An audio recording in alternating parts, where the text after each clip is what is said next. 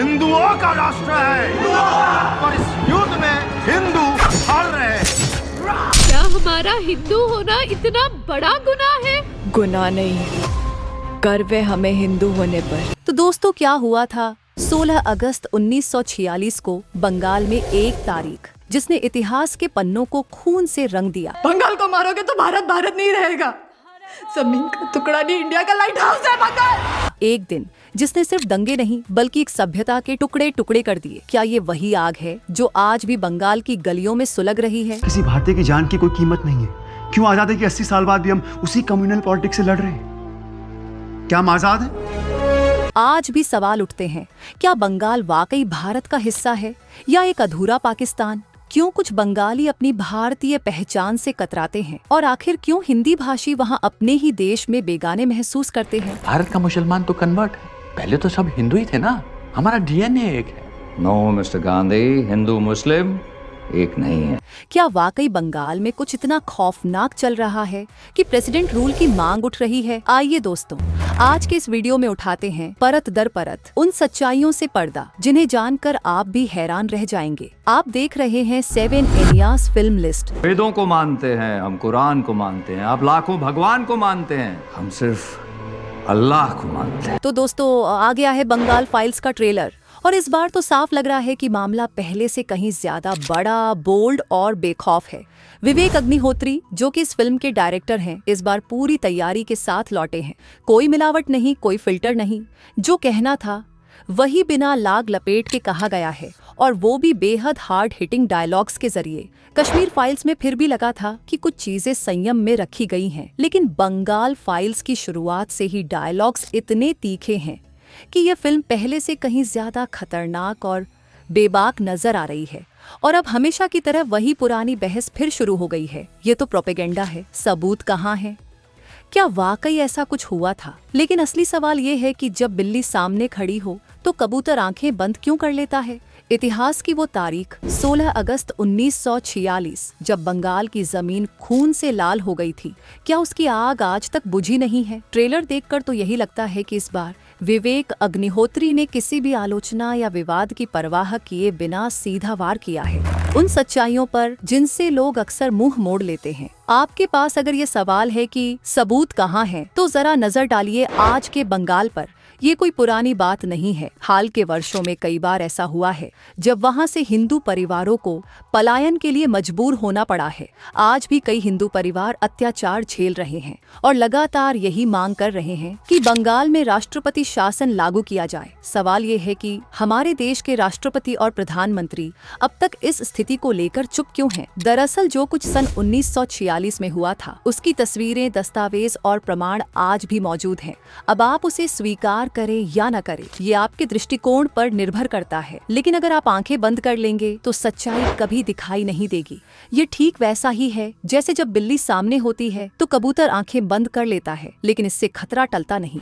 उस समय का सच तब भी था और आज भी है। फर्क सिर्फ इतना है कि आज वही घटनाएं एक बार फिर दोहराई जा रही हैं। बंगाल फाइल्स ट्रेलर का एक डायलॉग बेहद तीखा और सच के बेहद करीब है। 80 साल बाद भी आज वही हाल है और सच कहें तो आज के बंगाल को देखकर यह सिर्फ एक संवाद नहीं बल्कि एक चेतावनी जैसा लगता है। क्यों आजादी के 80 साल बाद भी हम उसी कम्युनल पॉलिटिक्स से लड़ रहे हैं? क्या हम आजाद हैं? डायरेक्ट एक्शन डे 16 अगस्त 1946 को जिन्ना चाहता था कि बंगाल को पाकिस्तान में शामिल कर लिया जाए और उसी दिन भयानक दंगे भड़क उठे थे। उस हिंसा में सिर्फ हिंदू नहीं मारे गए थे बल्कि मुसलमान भी मारे गए, क्योंकि नफरत और राजनीति की आग कभी किसी एक धर्म को नहीं जलाती, वो पूरे समाज को अपनी चपेट में ले लेती है। मेरा हमेशा से एक सवाल रहा है, जब भी कहीं पलायन होता है तो उसका शिकार ज्यादातर हिंदू परिवार ही क्यों बनते हैं? चाहे कश्मीर की बात हो या अब बंगाल की, तस्वीर लगभग एक जैसी है। क्या यह सिर्फ संयोग है या इसके पीछे कोई गहरी सच्चाई छुपी हुई है? बंगाल फाइल्स के ट्रेलर में एक डायलॉग है, ये बंगाल है, ये भारत नहीं है,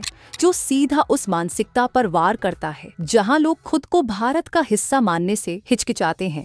यही मानसिकता कश्मीर में भी देखने को मिलती है, जहां किसी बाहरी से पूछा जाता है, अच्छा तुम भारत से आए हो, जैसे वो खुद भारत से न हो। ये सोच बताती है कि कुछ तो ऐसा है जो बार बार दोहराया जा रहा है और शायद इसी सच्चाई को बंगाल फाइल्स सामने लाने की कोशिश कर रही है। अब बड़ा सवाल ये है कि क्या विवेक अग्निहोत्री उस पूरी सच्चाई को पर्दे पर उतार पाएंगे जो वाकई इतिहास में घटित हुई थी। ट्रेलर में जो तीखे और साहसिक डायलॉग्स दिखे हैं उनसे इतना तो तय है कि इस बार बात सिर्फ सतह तक सीमित नहीं रहने वाली, लेकिन असली तस्वीर तो पूरी फिल्म के आने के बाद ही सामने आएगी। ये इस बात पर निर्भर करता है कि डायरेक्टर ने कितनी गहराई से रिसर्च की है और कितनी ईमानदारी से उस सच्चाई को फिल्म में जगह दी है।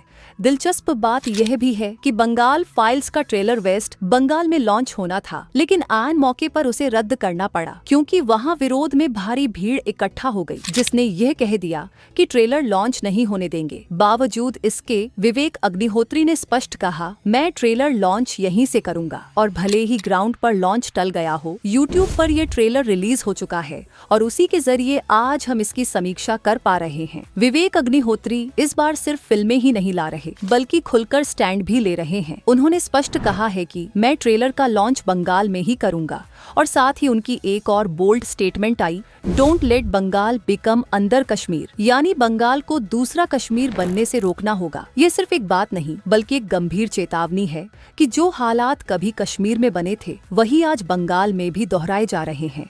इस बार वे पहले से कहीं ज्यादा बिगड़ और बोल्डर नजर आ रहे हैं और ट्रेलर में उनके डायलॉग्स बिना किसी फिल्टर के सीधे कड़वे सच को सामने रख रहे हैं। फिल्म की शुरुआत में ही महात्मा गांधी और मोहम्मद अली जिन्ना के बीच संवाद दिखाया गया है, जिसमें गांधी कहते हैं कि यहाँ के जो मुसलमान हैं वो तो कन्वर्टेड ही हैं, तो जिन्ना जवाब देते हैं कि हम अलग हैं, तुम कई भगवान मानते हो, हम सिर्फ एक अल्लाह को और हम सिर्फ कुरान पढ़ते हैं। ये डायलॉग्स न केवल बोल्ड हैं बल्कि कई दर्शकों को हार्ड हिटिंग भी लग सकते हैं। यही वजह है कि बंगाल फाइल्स को लेकर पहले से ही विवाद शुरू हो चुका है और इसे प्रोपेगेंडा फिल्म कहा जा रहा है जो बंगाल में भारी तनाव पैदा कर सकती है। याद करें तो टीजर में दुर्गा माता की प्रतिमा को आग लगाते हुए भी दिखाया गया था, जो भावनाओं को झकझोरने वाला दृश्य है और ये सवाल भी उठाता है कि क्या हालात वाकई इतने बिगड़ चुके हैं और क्या इस फिल्म के माध्यम से उन पर सही तरीके से रोशनी डाली जा रही है। लेकिन यह भी एक कड़वी सच्चाई है कि अगर आप पुरानी खबरें देखें तो कई बार ऐसा हुआ है कि जहां बड़ी संख्या में मुस्लिम परिवार रहते थे वहां दुर्गा पूजा करने की अनुमति नहीं दी जाती थी। कहा जाता है कि उनके धर्म को यह बुरा लगता है, इसलिए वे नहीं चाहते कि वहां यह त्योहार मनाया जाए। ये हालात कहीं न कहीं आज भी बंगाल में देखने को मिलते हैं और इसी वजह से यह मुद्दा उठाया गया है। अब जब फिल्म रिलीज होगी तो देखना दिलचस्प होगा कि इस पर कितना बड़ा हल्ला मचता है, उसमें कितनी सच्चाई दिखाई जाती है और क्या कुछ सच छुपाया जाता है। तो अगर आपने ट्रेलर देख लिया है तो आप क्या सोचते हैं, क्या यह सच है या सिर्फ प्रोपेगेंडा? मुझे जरूर बताइएगा इस वीडियो के कमेंट सेक्शन